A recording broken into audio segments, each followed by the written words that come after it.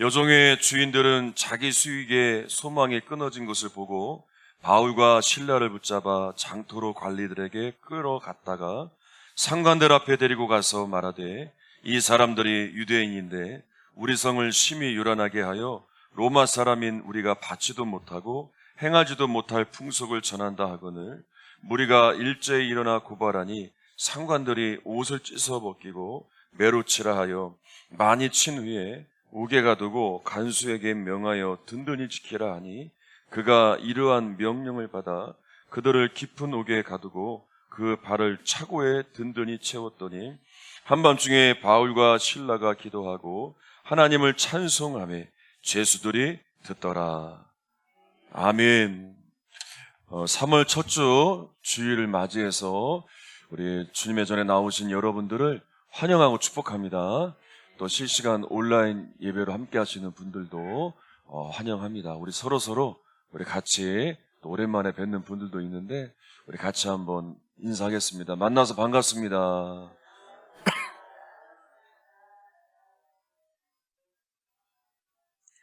지난 3일간은 우리 부천 제일교회 청년부 집회를 다녀왔습니다.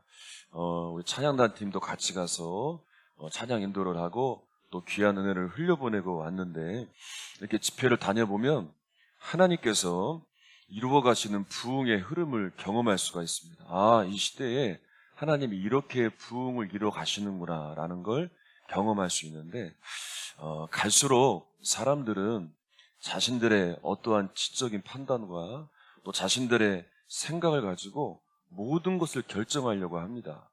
그런데 하나님의 역사에 대해서도 그렇게 인간적인 지식과 판단을 앞세워서 결정하고 그것에 대해 평가를 하려는 시도를 합니다.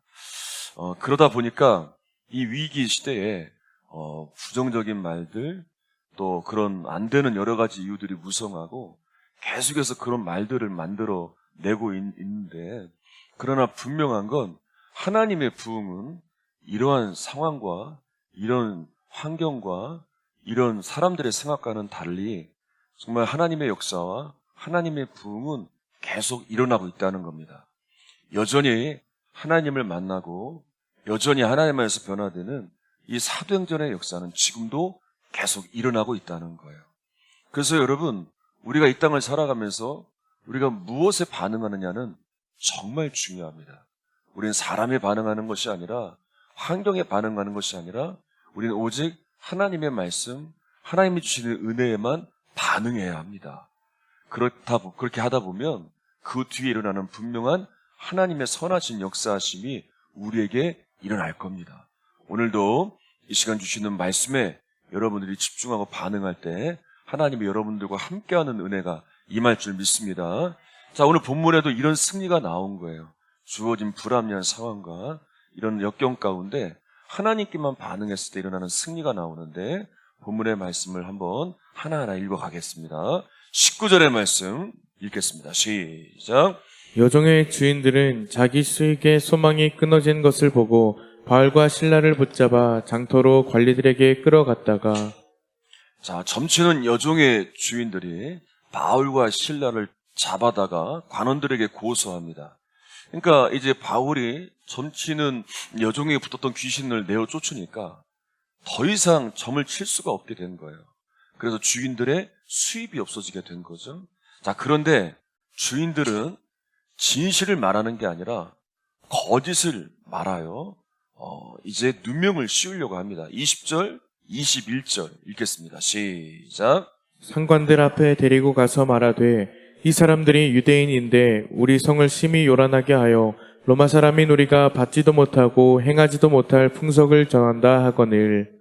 자, 먼저 바울과 실라를 유대인이라는 것을 강조를 합니다. 왜냐하면 유대인들은 이 로마 제국의 요주의 대상이었습니다. 그래서 사람들을 선동하고 폭동을 일으키는 일들이 일어날까 늘 주목을 하고 있었어요. 그래서 이 유대인이다라는 선입관을 갖게 한 다음에 거짓말을 만들어내는데 이렇게 말하는 거예요. 우리 성을 심히 요란하게 하였다. 로마 사람이 받지도 행치도 못하는 풍속을 전하였다. 그렇게 고소를 해요. 사실 혼란스럽게 한 건 이 귀신 들린 전쟁이었죠. 그런데 바울과 실라는 그렇지 않았어요. 오히려 모든 사람이 구원에 이르게 하는 이 참된 구원의 복음만을 전했잖아요. 그들을 구원해내려고, 그들을 살려내려고 그렇게 한 것인데, 이렇게 오해를 받으면서 모함까지 당해 고소를 당하게 된 거예요. 자, 22절, 24절까지 계속 읽어봅니다. 시작. 우리가 일제히 일어나 고발하니 상관들이 옷을 찢어벗기고 배로 실어하며 많이 친 후에 옥에 가두고 간수에게 명하여 든든히 지키라 하니 그가 이러한 명령을 받아 그들을 깊은 옥에 가두고 그 발을 착고에 든든히 채웠더니. 자, 바울과 실라의 의견은 들어보지도 않고 무리들이 일어나 고발하여 상관들이 옷을 찢고 수많은 매를 치고 옥에 가둡니다. 정말 많이 맞았다는 것은 거의 죽음 직전까지 갔다는 것이죠. 그리고 지하 감옥에 갇혔는데 그 발은 구멍이 2개 난 이 넓은 나무 형틀에 매어 있어야 했어요. 그렇게 되면 다리가 이렇게 벌어지기 때문에 엄청난 고통이 따르는 거예요. 여러분, 사도행전의 말씀을 쭉 읽어가면서 이 16장에 보게 되면 바울이 이런 고통을 당할 그런 잘못을 한 일이 없어요. 바울은 자신의 뜻을 접고 온전히 성령이 이끄시는 대로 순종하며 나아갔어요. 그래서 성령의 인도하심을 따라 가는 곳곳마다 사람들을 만나 복음을 전하고 그들을 영접시키고 세례를 주고 병든 자를 고치고 귀신을 내어 쫓고 그렇게 복음을 전하는 일에만 힘을 다했어요. 근데 지금 억울하게 누명을 써서 온갖 누명과 거짓으로 고소를 당하여 소명할 기회도 얻지 못하고 죽기 직전까지 매를 맞고 짜릿한 감옥에 갇혀 있어요. 그리고 이곳에서 내가 죽을 수도 있구나. 아주 그런 절박한 상황에 놓여있게 된 거예요. 자, 이때 바울과 실라가 무엇을 했는지가 중요합니다. 25절이에요. 같이 읽겠습니다. 시작. 한밤중에 바울과 실라가 기도하고 하나님을 찬송하며 죄수들이 듣더라. 자, 감옥에서 밤중에 찬송하고 기도하는 거예요. 다시 말하면 그곳에서 부흥회가 시작된 거예요. 어떻게 이런 일이 가능할까? 아니, 어떻게 될지 모르는 상황 가운데서 이 억울한 누명을 씌우면서 하나님을 향해 하소연을 하든지 자신의 신세를 한탄하고 비관하면서 그렇게 절망에 빠져 있어야 되는데, 아니, 밤중에 기도의 소리가 들려요. 찬송의 소리가 들려요. 부흥회가 열렸어요. 어떻게 이런 일이 가능할까? 이해가 되지 않아요. 근데 여러분, 놀라운 건 뭔지 아세요? 사도행전 곳곳에 보면 이러한 일들이 일어나요. 주어진 상황과 주어진 환경에 상관없이 진짜 그 마음이 무너져서 모든 것이 다 무너지고 절망 가운데 살아가야 될 수밖에 없는 이런 상황에 처한 자들이 하나님을 향하여 찬양하고 하나님을 향하여 여전히 기도하며 그 믿음이 변치 않는 모습들이 사도행전을 보다 보면 곳곳이 나와요. 그 대표적인 말씀이 5장에 보면 사도들이 복음을 전하다가 옥에 갇히게 됩니다. 대제사장이 사도들에게 복음을 전하지 말라고 했는데 왜 복음을 전했는지 묻습니다. 그런데 사도들은 전혀 두려워하지 않아요. 당당하게 말합니다. 뭐라고 말하냐면 이렇게 말해요. 사람보다 하나님께 순종하는 것이 마땅한 일입니다. 그래서 전했습니다. 이제 화가 나서 죽이려고 했지만 가말리엘의 중재로 죽음은 면하게 되었어요. 근데 그냥 보내길 수가 없는 거예요. 너무나 괘씸하고 어떻게든 해야 하고 싶은데 하지를 못하니까. 그래서 채찍질을 하고 겁을 주는 거예요. 협박을 하는 거예요. 다시는 예수를 전하지 말라. 근데 여러분, 사도들은요, 놀라운 반응을 보여요. 여러분, 그들은 복음을 전한 거예요. 그저 예수님이 지상 명령을 따라서 그들은 복음을 전했을 뿐이에요. 어떻게든 영혼을 살리려고 그 사명을 감당하려고 했을 뿐이에요. 그런데 주변에서는 복음을 전하지 못하도록 그렇게 방해를 하고 그렇게 억울한 일도 당하고 이제 매까지 맞았어요. 그런데 사도들의 반응은 참 놀라워요. 자신들이 지금 받는 고난이, 이 고난 받는 것에 대해서 내가 주님을 위해 고난을 받는구나. 나 같은 사람이 주의 복음을 전하는 일에 쓰임을 받는구나. 이것이 얼마나 큰 일이고 얼마나 기쁜 일인가. 기뻐해요. 그리고 예수를 전하지 말라고 분명히 경고했는데 그들은 풀려난 뒤에도 예수를 전하기를 그치지 않아요. 사도행전 5장 41절로 42절까지를 읽어보겠습니다. 시작. 사도들은 그 이름을 위하여 능력받는 일에 합당한 자로 여기심을 기뻐하면서 공회 앞을 떠나니라. 그들이 날마다 성전에 있든지 집에 있든지 예수는 그리스도라고 가르치기와 전도하기를 그치지 아니하리라. 사도들도 그랬고 바울과 실라도 그랬고 사람을 보지 않아요. 지금의 이 처한 환경을 보지 않습니다. 오직 그들은 주 예수만 보고 나아갑니다. 자신들에게 사명을 주신 주님, 자신들을 위해 십자가에 죽으셔서 구원하신 주님, 정말 죽을 수밖에 없는 죄인인 나를 살려주신 그분만 보고 그분이 이끄심에 순종하며 그분의 일, 그분의 사역, 그분의 나라를 위하여 힘을 다합니다. 그래서 오히려 기뻐하고 오히려 찬양하고 오히려 감사하며 기도하며 그 믿음이 전혀 흔들리지 않고 그 길만 갑니다. 여러분, 이처럼 바울과 실라는 늘 주님을 바라보는 사람들이었어요. 그래서 어떠한 상황에 처해도 찬양할 수 있는 거예요. 주님을 향한 믿음을 지킬 수가 있는 거예요. 수년 전에 제 아내가 이제 갑자기 복통이 심해서 이제 충주에 있는 병원에 입원을 했는데 나아지지 않는 거예요. 그래서 이제 형님이 근무하는 일상의 큰 병원으로 옮겨서 이제 시술을 받고 또 나서 수술까지 받게 되었어요. 그리고 이제 교회에서 일산까지 오가면서 이제 차 안에서 뭘 했냐면 목사님의 설교들을 들었어요. 그동안 듣고 싶었던 목사님들의 설교를 들으면서 가는 내내 몇 편의 설교들을 들었어요.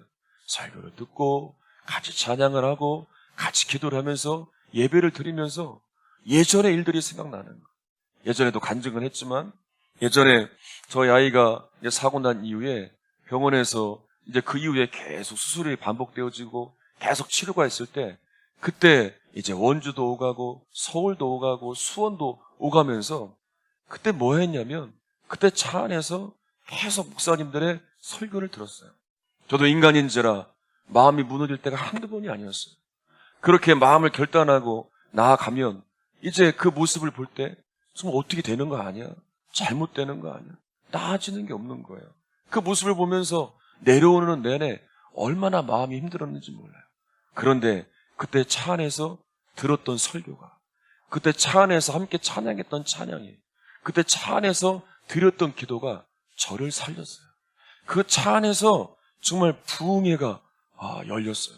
오가는 차 안에서 하나님은 저를 그냥 두지 않으셨고 어떻게든 이 절망적인 상황들을 바라보지 않고 하나님을 바라보며 일으키고 일어나게 하셨기 때문에 여러분들 앞에 마음을 추스리고 설교할 수 있었고 그렇게 목양하며 목회를 이어갈 수 있었어요.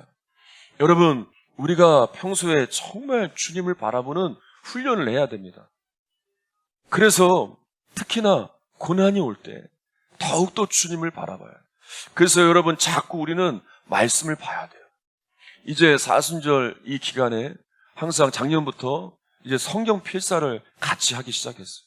그러니까 어떻게든 정말 주님을 바라볼 수 있을까? 늘 고민하는 거예요. 여러분들이 어떻게든 주님을 바라보고 이런 은혜가 있는데 다 이 은혜를 누렸으면 좋겠는데 정말 이 은혜를 좀 누렸으면 좋겠다. 어떻게 해야 되는가? 그래서 예전에 사순절 때는 전체가 다 성경을 부분 나눠서 한 권의 성경도 썼고 그리고 작년에는 전도서와 잠언의 말씀도 썼고 올해는 마태복음의 말씀을 쓰려고 합니다. 여러분, 결코 긴 시간이 필요하지 않아요. 집중해서 하루에 1시간, 2시간, 아침 저녁에 시간이 없으면 20분이 30분이 시간을 쪼개서 여러분, 이 모든 게 다 뭐 하는 거냐면 주님을 바라보는 훈련을 하는 거예요. 여러분, 특별 새벽 기도를 왜 해야 되는가? 여러분, 주님을 바라보는 훈련을 하는 거예요. 이런 훈련을 하지 않으면 갑작스럽게 문제가 생기면 주님을 바라볼 수 없어요. 일어설 수 없어요. 여러분, 바울이 하루아침에 된 게 아니에요. 신라가 하루아침에 된 게 아니에요. 사도들이 하루아침에 된 게 아니에요. 그들은 매일마다 그렇게 훈련한 거예요. 매일마다 경건세관을 통해서 주님을 바라보는 훈련을 한 거예요. 여러분, 우리는 정말 고난이 와도 흔들리지 않을 수 있도록 이렇게 늘 주님을 바라봐야 돼. 이번에 한번 함께 같이 성경을 써보세요. 매일마다 한번 써보세요. 매일 보면서 오랜만에 글씨를 써야 되기 때문에 힘들 수도 있을 거예요. 근데 그렇게 써가다 보면, 그렇게 하다 보면 어느 순간 내가 주님을 더 바라보며, 아, 주님이 나와 함께 하시는구나. 이게 믿어지고 정말 주님이 나를 붙들어 가심을 경험하는 역사들을 여러분 누리게 될 거예요. 지난 월요일에 이제 감리사 회의로 한 교회에서 모이게 되었습니다. 감리사님의 설교를 듣는데 많은 은혜가 되었어요. 이분이 이제 어린 시절에 갑작스럽게 신장이 안 좋아서 이제 방법이 없는 거예요. 병원에서도 손 쓸 수 없는 그런 상황까지, 그 지경까지 된 거예요. 그래서 이제 언제 생을 마감할지 모르는 이 어린 나이에 그런 상황이 된 겁니다. 근데 이제 부모님의 손에 이끌려서 이제 기도원으로 가게 돼요. 그리고 놀랍게 거기서 하나님께서 그 기도를 들으시고 하나님이 놀랍게 고쳐주신 거예요. 그리고 나서 이제 이 목사님이 목회를 하면서 하나님이 나에게 새 생명을 주셨다. 나는 살리는 목회를 할 것이다. 새 생명, 이것이 목회 철학이 되었고 생명을 주는 교회가 되기 위해서 지금까지 그렇게 해오신 거예요. 그런데 목회를 하다 보면 그 어려운 순간에도 있잖아요.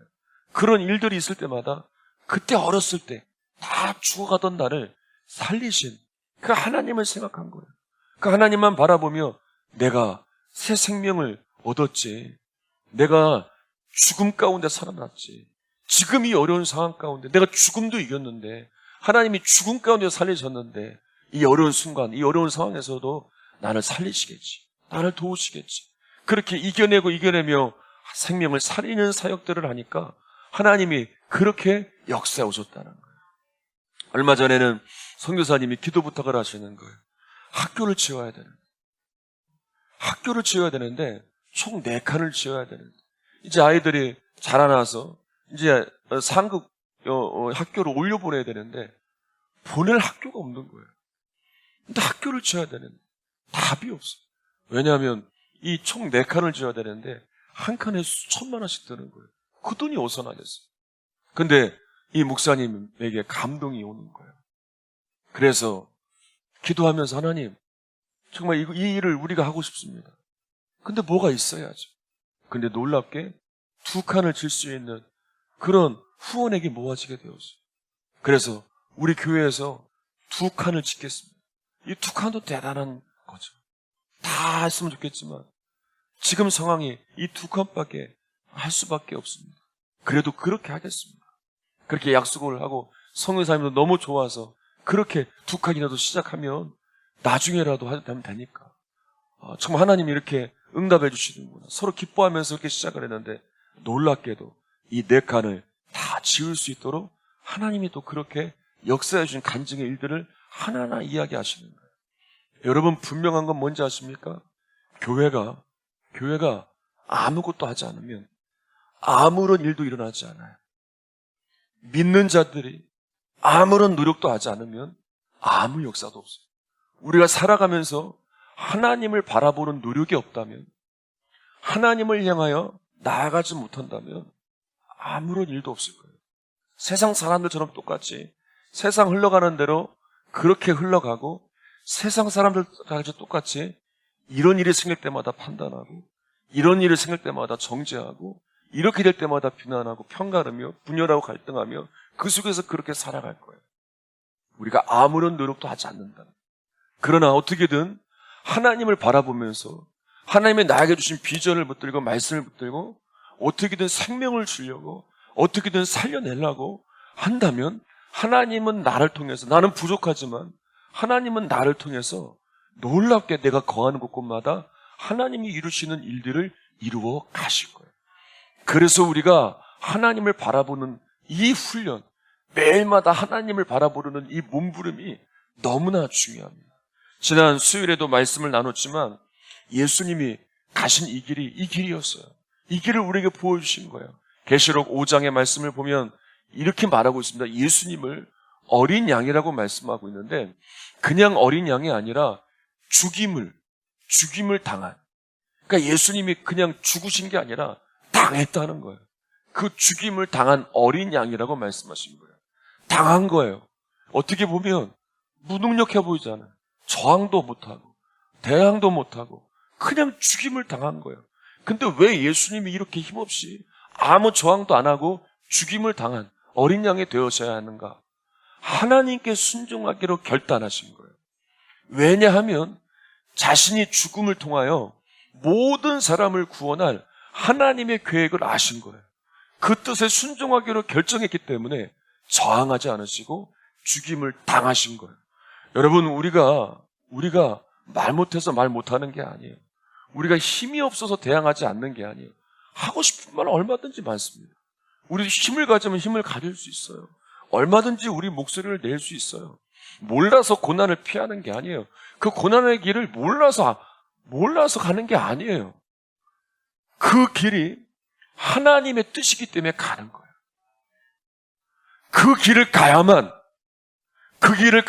모든 사람이 구원에 이를 수 있는 그 길이기에 예수님이 가신 것처럼 내가 그 길을 가야만 하나님의 뜻이 이루어지기 때문에 알면서도 고난이 있다는 걸 알면서도 가는 거예요. 예수님께서 종교지자들을 책망하신 이유가 있어요. 그들은 겨치레를 중요하게 여겼습니다. 그들은 외적인 것을 중요하게 여겼습니다. 그들의 신앙은 자신을 향하지 않고 사람들을 향해 있었습니다. 사람들에게 인정받는 것, 그리고 사람들에게 세움받는 것, 그래서 사람들보다 자신들이 의롭다고 여겼습니다. 그래서 사람들을 소중히 여기고 그들을 세워주고 그들을 높여주지 못하고 그들을 향해 정죄하고 비난하기를 즐겨했습니다. 왜냐하면 자신들이 의롭다고 여겼기 때문에. 자신들을 향한 하나님의 뜻은 무엇일까? 나는 그들을 섬기기 위해 어떻게 해야 되는가? 여기에 집중하며 하나님을 바라보고 예수님처럼 그렇게 믿음의 길을 간 것이 아니라 자신들이 가지고 있는 지식, 자신들이 가진 경험, 자신들이 가진 판단을 가지고 자신의 모습을 돌아본 게 아니라 사람들을 향하여 정죄하고 비난하기를 즐겨했습니다. 예수님은 그들을 강하게 책망하시죠. 아무런 열매도 없고 아무런 하나님의 뜻을 이루지 못하는 그들을 향하여 강하게 책망을 하십니다. 바울도 예수님을 만나기 전에는 이런 외시적인 자였어요. 똑같은 자였어요. 종교지자들과 같이 똑같이 위선적인 사람이었어요. 판단하고 정죄하기를 즐겨하며 자기가 의로운 사람처럼 여겼어요. 그것이 오히려 하나님 나라를 회방하였고, 그것이 오히려 교회를 핍박하였고, 그것이 오히려 예수 믿는 사람들을 그 앞길을 회방하였어요. 그런데 주님을 만나고 나서 완전히 달라지게 되었어요. 주님을 만나고 나서는 자기의 의를 내세우는 자가 아니라 예수님만 바라보는 자가 되었어요. 나를 통하여 주님이 이루실 일들은 무엇일까? 내가 가는 이 길이 주님이 기뻐하시는 길인가? 주의 나라를 이루는 길인가?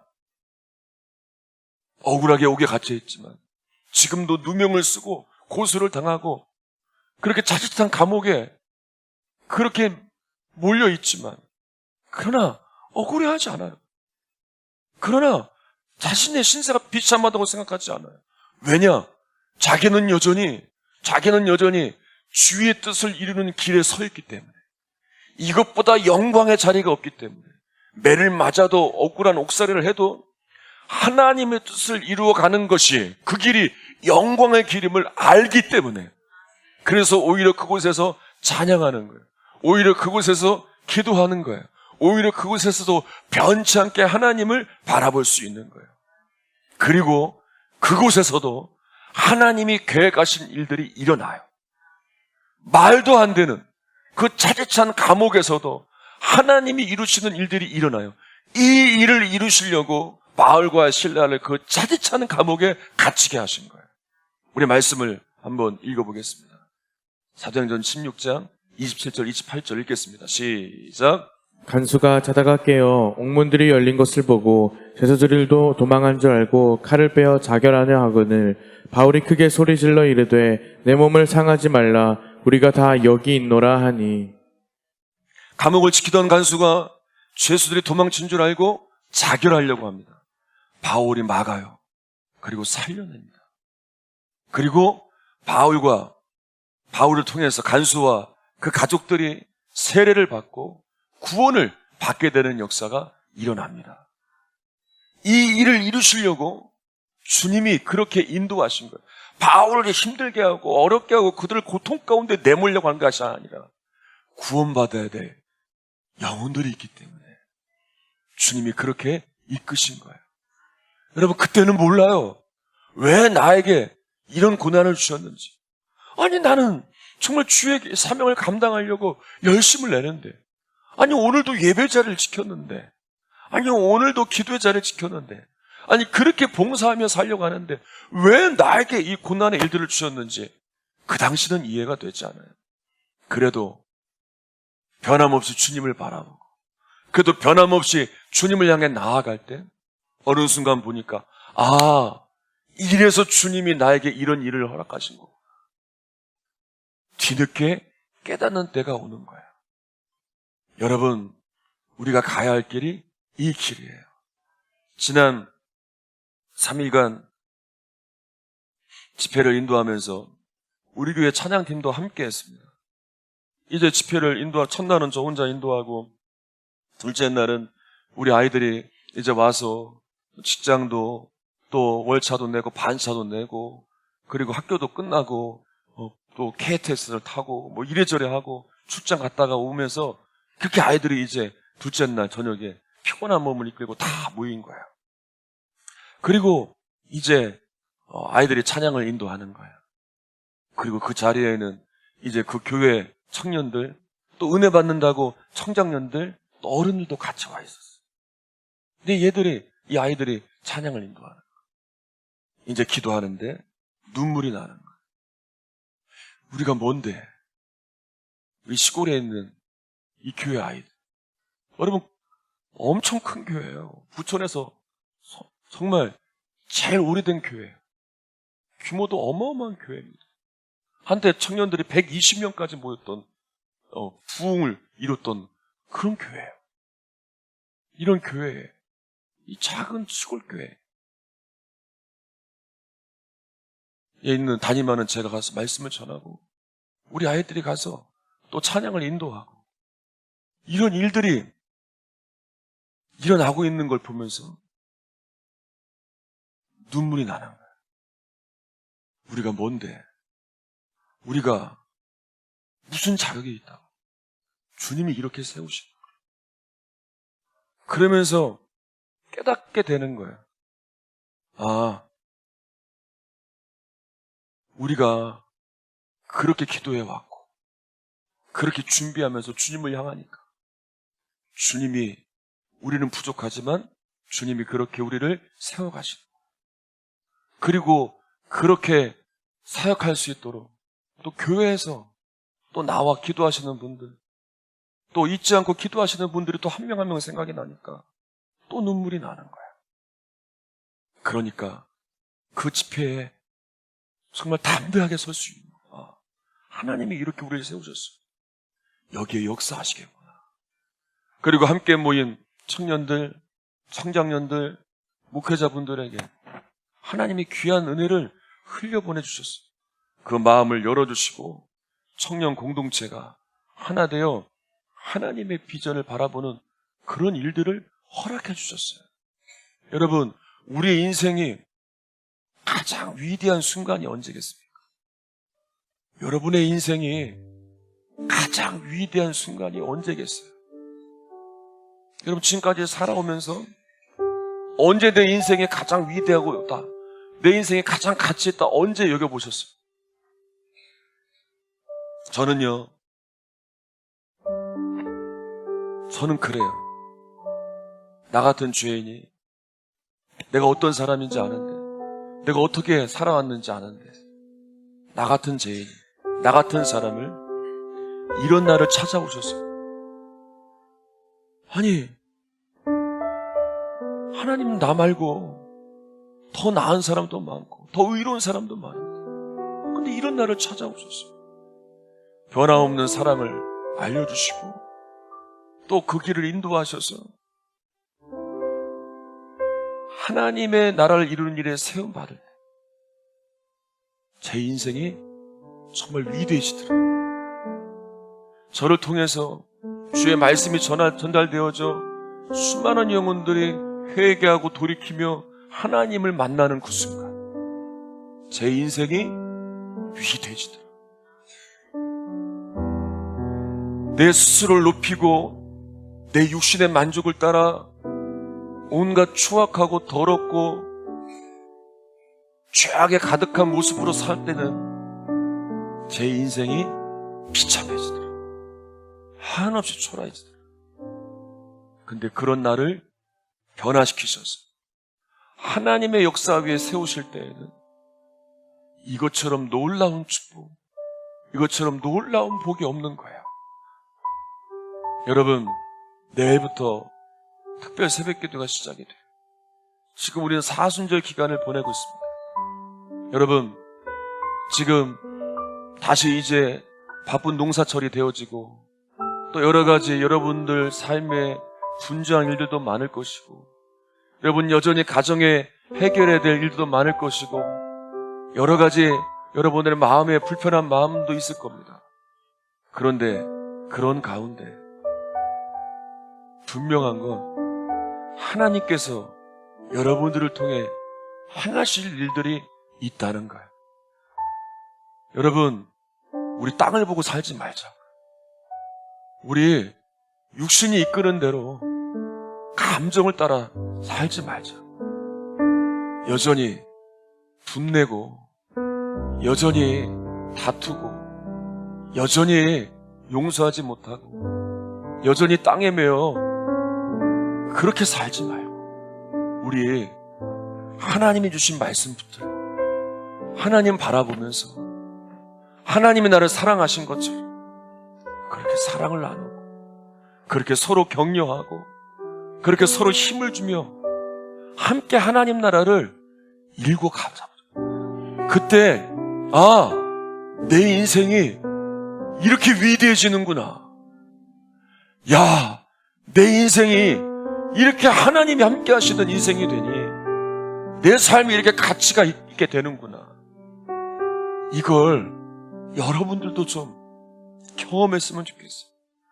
이번 사순절 기간 동안 여러분들이 그렇게 기도하고 그렇게 하나님을 바라볼 때 여러분들의 인생이 위대해지는 역사가 여러분들이 다시 회복되는 역사가 일어날 줄 믿습니다. 우리 함께 오늘 말씀을 기억하고 함께 찬양하겠습니다.